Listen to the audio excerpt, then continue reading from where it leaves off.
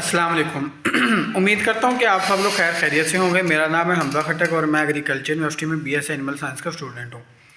तो आज का मेरा जो टॉपिक है वो इस बात के ऊपर है कि आप अपने फार्म का रिकॉर्ड कैसे मेंटेन कर सकते हैं और आपको क्या क्या चीज़ें अपने रिकॉर्ड में जो है वो मेंटेन करनी चाहिए और किस तरह आपको वो मेंटेन करनी चाहिए ताकि आप अपने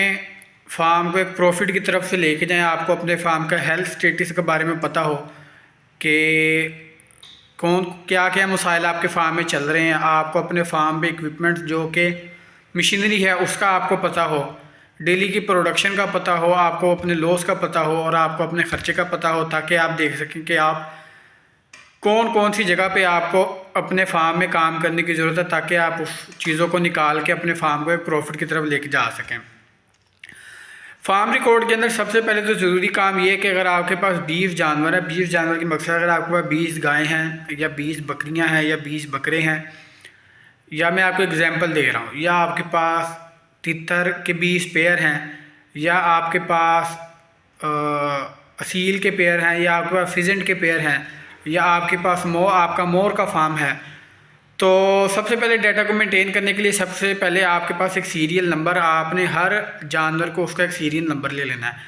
अगर तो केज बाय केज, अगर आप बर्ड्स की बात करें तो आपने केज बाय केज उनके नंबर लगाने हैं और उनकी हेल्थ स्टेटस उनके केज नंबर के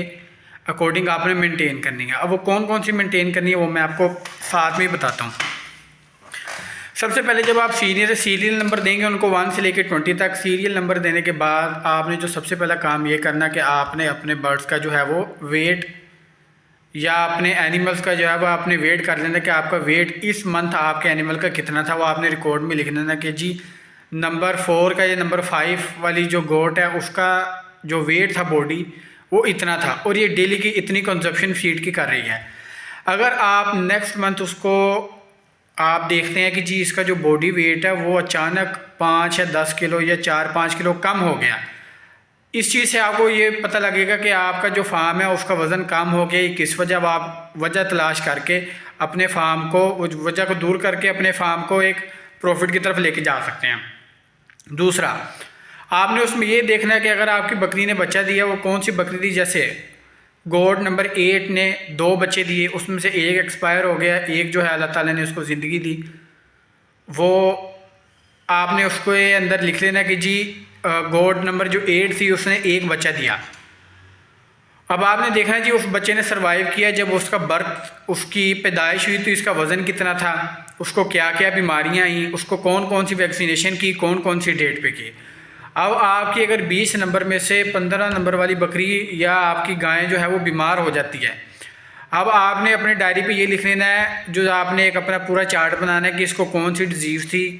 कितना इसके ऊपर कॉस्ट आई थी, कौन सी डिज़ीज़ आई थी, ताकि आपको पता हो इस गाय को 15 नंबर जो हमारी गाय है इसको पहले भी ये मसाइल आ चुके हैं, ताकि अगर दोबारा उसको कोई मसला मसाइल इस तरह का पेश है तो आपको पता हो तो इसको पहले भी ये मसला था, तो अब इसका ट्रीटमेंट किस लिहाज से, किस तरीके के साथ आपने उसको मेंटेन करना है। फीड कंजप्शन आपने रखनी है और आपने जो मिल्क की जो प्रोडक्शन है वो आपने इस तरह काउंट करनी है कि जैसे आप देख रहे हैं कि आपकी एक जो भैंस है या गाय है या बकरी है वो 5 किलो या 10 लीटर दूध जो है वो एक दिन में दे रही थी।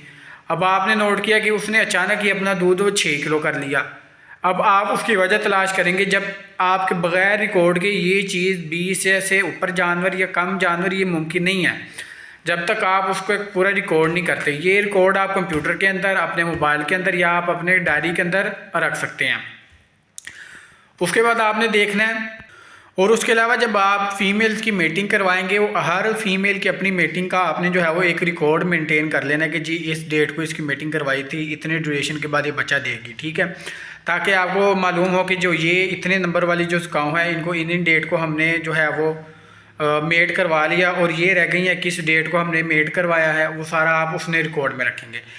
अब आप बात कर लें बीमारियों की। अब बीमारियों में आपने देख लेना कि हमारे फार्म पे कौन कौन सी बीमारियां आई थी, किस किस जानवर को क्या क्या बीमारियां आई थी, उसका क्या ट्रीटमेंट किया था, और इसके आगे अगर आप वैक्सीनेशन पे बात कर लें, जो शेड्यूल आप एक फ़ॉलो करेंगे अपनी वैक्सीनेशन का उसको आपने थोरली रीड करके उसके अकॉर्डिंग आपने वैक्सीनेशन करवानी है और उसका आपने रिकॉर्ड मेंटेन रखना है। और जब भी आप नया एनिमल अपने फार्म के अंदर लेके आएंगे तो सबसे पहले एक्सटर्नल पैरासाइट्स और डिवर्मिंग, ये दो चीज़ें उसकी अलार्मिंग है। 14 दिन का क्वारंटाइन करके जैसे ही वो आपके फार्म के अंदर आया, 14 दिन आपने उसकी क्वारंटाइन करना है, उसको एक अलहदा जगह पे रखना है, बायो सिक्योरिटी का ख्याल रखना है, उसको अपने फार्म के अंदर हरगिज़ भी एंटर नहीं करना। अगर तो आप बहुत बड़े नुकसान से बचना चाहते हैं तो अगर आप इस चीज़ को फॉलो नहीं करेंगे तो अगर आप कोई भी ऐसी डिज़ीज़ का एनिमल आप अपने फार्म के अंदर ले जाएंगे जिसको कोई ना कोई ऐसी डिज़ीज़ हुई और आपने उसने 14 दिन के लिए क्वारंटाइन ना किया तो आपके सारे जानवरों में फैल जाएगी और आपको बहुत बड़ा नुकसान उठाना पड़ सकता है। इस चीज़ से ये होगा कि आप देख सकेंगे आप कौन सी खुराक दे रहे हैं और उसका क्या रिज़ल्ट आ रहा है, और कौन सी फीड आप दे रहे हैं उसका क्या रिज़ल्ट आ रहा है। आप अगर हर चीज़ अपनी एक फ़ाइल के अंदर आप जब तक अपना रिकॉर्ड नहीं बनाते तब तक आप ये क्लेम नहीं कर सकते कि हम बहुत अच्छी फार्मिंग जो है वो कर रहे हैं और इसको हम इस तरीके के साथ चला रहे हैं कि हम इसके साथ बिज़नेस करें। सबसे पहले आपका बिज़नेस का एक एक चीज़ का आपके पास रिकॉर्ड होना चाहिए। और इक्विपमेंट्स की बात करें, आपको ये पता होना चाहिए कि आपके फार्म में कौन कौन सी मेडिसिन मौजूद हैं, कौन कौन से जो हैं, कितने आपके पास फीडर मौजूद हैं। और उसके अलावा आप देखेंगे कि जी आपकी जो ये गाय थी इसने इतने बच्चे दिए, ये इतना लीटर दूध से ये कम दे रही है, तो जब वो कम दे रही है वो आपका लॉस है, तो उस चीज़ को आप सेल कर सकते हैं। लेकिन अगर आप मिक्स चीज़ चलाएंगे कि बस दूध आ गया बेच दिया या प्रोडक्शन आ गई उसको बेच दिया, आप देखेंगे नहीं किस एनिमल को कौन सा एनिमल अच्छी प्रोडक्शन दे रहा है, तो आप उनको छांटी भी उसकी नहीं कर सकते। ठीक है, अपने हर्ड में से अपने फ्लो के अंदर से ऐसे जानवरों को आप नहीं निकाल सकते जो कि आपके लिए नुकसान का बायस है। इसलिए जितनी अगर आप फार्म को चला 50% रोल जो है वो आपका फार्म मैनेजमेंट का है, 30% रोल जो है वो आपका फार्म रिकॉर्ड का है, बाकी 20% जो है वो बाकी आपके काम है। तो जब तक आप फार्म मैनेजमेंट और फार्म रिकॉर्ड एक बहुत स्ट्रॉन्ग किस्म का मेंटेन नहीं करते तब तक आपको मेरे ख्याल से फार्मिंग जो है स्टार्ट नहीं करनी चाहिए। और इसी के साथ मुझे इजाज़त दें और अपने फार्म का अच्छा सा रिकॉर्ड बनाएं ताकि आपको पता लग सके कि आपने क्या खोया और क्या पाया।